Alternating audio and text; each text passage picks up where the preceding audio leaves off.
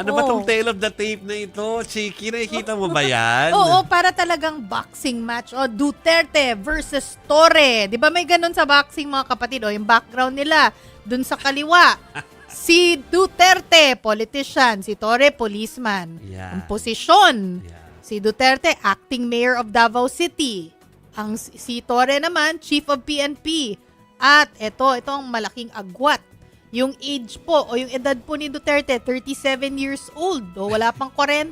Si Torre, 55 years old pero nakita kong nag-practice. Pakita natin. Meron ba kayong Oo. video? Baka kasi yung mga hindi nag-online kanina, no? Dahil mga walang signal ay hindi nakikita ang Ayan. pag-iensayo. Akala ko kanina sa Storycon, hindi Storycon na program, yung Storycon ng mga reporters kanina at saka producers. Kala ko joke na may hinihintay po mag-iensayo. Mag-iensayo, kala ko hindi totoo, pero totoo. Ano to? Sa Camp Crame to, Si General Torre, Nicolas Oo. Torre So sa III. PNPA pala ay parang membro ng boxing club. Miyembro talaga siya. General Nick Torre. At alam din natin, hindi ko alam hindi, sure kami na hindi bago yung suntok-suntok ni pag-iensayo naman ni Baste Duterte, pero kumakalat na rin yan sa social media. Ayan. Walang date na na nakalakip diyan, kaya hindi natin alam kung bago o luma, pero parang hindi dahil meron siyang bagong video yung kanyang late breaking kanina sa prime time lumabas yung pinakabago niyang statement mukhang Reddit kaya naman nilang dalawa Kaya kung nilang tutuusin. dalawa. Pero so before natin sabihin yung mga pahayag po ni Baste Duterte ngayong gabi, ay sabihin lang natin na nagsimula po lahat ito doon din sa parang programa na yung kung saan nagsalita at naghamon nga si acting Baste. mayor Baste Oo. Duterte na gusto niya makipagsuntukan kay General Nick Torre. Oo. So, siyempre, yung mga reporter, tinanong si General Nick Torre about it. At sinabi nga ni Nick Torre na parang okay, pero since nga hindi maganda yung panahon at marami pong naghihirap tayong mga kababayan, gawin ng fundraising. Ang gandang ideya yun. Oo, kung So, gawin na daw natuloy. sa Araneta. So, ganun na po yun. Parang hindi naman kondisyon yun, di ba? Para sinabi lang niya, ayusin natin, lagay natin sa isang lugar. Oo. Hindi yung parang, sige, magkita tayo sa sa Pitong Gatang, tapos doon sa isang street doon magsuntukan tayo. Hindi, inayos. Oo. I mean, gusto ko lang linawin yung sinabi ko magandang ideya. Hindi magandang ideya na magsuntukan tong dalawang to. May maganda para idea sa akin, pero na merong fruitful about it. oo, in the midst of all the craziness, magandang ideya yung gawin na lang for a good cause. Kaya nga yung Oo. nag-organisa doon sa Amoranton lang daw gawin. Maganda nga yun Kaya matuloy kay hindi daw, doon daw ilapag lahat ng mga ayuda. Oo. Actually, ang sabi naman Hindi ni lang ayuda.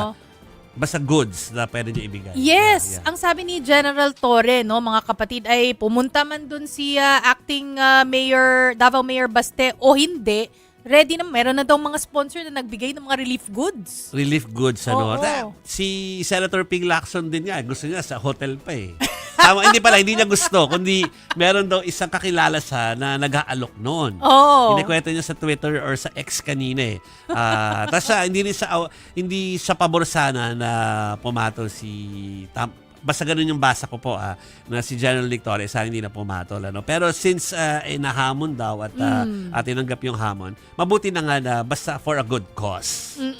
So yan po. Siyempre, hindi naman maganda na magsuntukan dun dalawang to. Wala na po tayo sa sa medieval times na tipong nyo yung... Gusto ko nga yun yung naka-gloves sila para mas maayos sila. Yes, hindi ganun yung, dapat, hindi oo. yung basagan lang ng mukha, 'di ba? Yung talagang may puntos na ma-earn, Oo. 'di ba? Mga ganun po.